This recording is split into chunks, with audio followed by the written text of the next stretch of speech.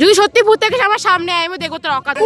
Sorry 5:10 কিন্তু টোটো ধরে বেরিয়ে পড়লাম স্টেশনের উদ্দেশ্যে। আর যেহেতু আমাদের টিকিট কিন্তু কাটাই ছিল তাই উঠে পড়লাম ট্রেনে। ট্রেন ছিল আমাদের 5:45-এ। তারপরে ফারাক্কা স্টেশনে 8:45-এ কিন্তু আমরা পৌঁছে যাই। সো আমরা কিন্তু ফাইনালি নেমে গেছি ফারাক্কাতে। তো এখন যাচ্ছি। স্টেশন থেকে বেরিয়ে 9টার সময় কিন্তু আমরা একটু ব্রেকফাস্ট করি, পরোটা আর তরকারি। আমরা কিন্তু 9:44-এ ফারাক্কা থেকে আর একটা বাস ধরি আমাদের ডেস্টিনেশনে যাওয়ার জন্য। এখানে এত জ্যাম যে আমাদের কিন্তু পৌঁছাতে অনেকটাই লেট হয়ে গেছে। তারপর কিন্তু আমরা 12:28-এ বহরমপুর বাস স্ট্যান্ডে নেমে টোটো ধরে আমাদের হোটেলের উদ্দেশ্যে কিন্তু রওনা। তারপর 1:44-এ কিন্তু হোটেলে রুমে কিন্তু এন্ট্রি করলাম, কারণ আমাদের কিন্তু অনেক সই শপথ করতে হলো। আর এই যে আমরা কিন্তু লাঞ্চ করতেও বসে, তারপর একটু রেস্ট নিয়ে 3:50-এর দিকে কিন্তু আমরা ঘুরতে বেরিয়ে পড়লাম। আমাদের হোটেলের সামনে যে ঘাটটা ছিল এই ঘাটটার নাম হচ্ছে গোপাল ঘাট। তো এখান থেকে টোটো ধরে চলে গেলাম ডাইরেক্ট আমাদের সেদিনকার ডেস্টিনেশনে।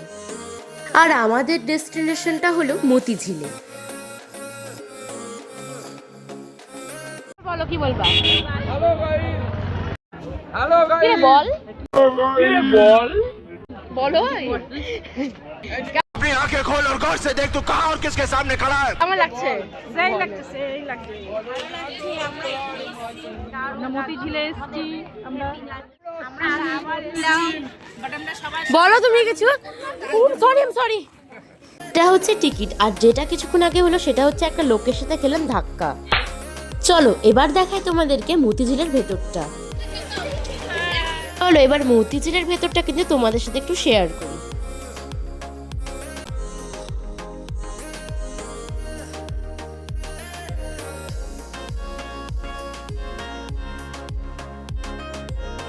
এইখানে কিন্তু দেখতে পাচ্ছ এখানে আছে বিশাল বড় বড় গাঁদা বাগান, অর্থাৎ গাঁদা ফুলের বাগান।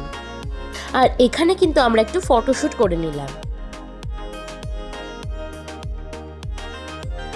পাখি আর গাঁদা বাগান দেখে কিন্তু আমরা চলে যাচ্ছি মতিঝিলের কাছে।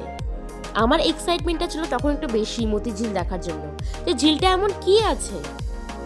এটাই হচ্ছে সেই মতিঝিল। দুর্ভাগ্যের বিষয় এটা কিন্তু এখন পুরোপুরি খারাপ হয়ে গেছে। পাখি আর হাঁস ছাড়া এখানে কিছুই দেখা যায় না এখন। এটা কিন্তু আগে ছিল খুব একটা সুন্দর ঝিল। তো যাই হোক, যদি সত্যি ভূত থেকে আমার সামনে আয় আমি দেখো তোর অকাত কত। बाप को भेज तेरे बस की बात नहीं। যাই হোক গাইস, ভূতকে কিন্তু ললকার দিয়েছি। এবার কিন্তু সামনে একটা ঝর্ণা আছে, চলো ঝর্ণাটা তোমাদের সাথে একটু শেয়ার করি। তো সামনে আছে বিভিন্ন ধরনের গোলাপ, এটা হচ্ছে গোলাপ বাগান।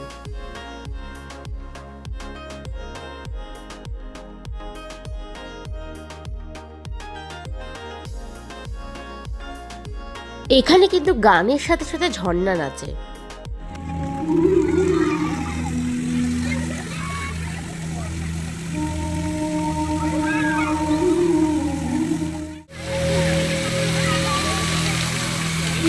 তারপর মতিঝিল থেকে বেরিয়ে চা খেয়ে নিয়ে আমাদের কিন্তু হোটেলে পৌঁছে গেলাম।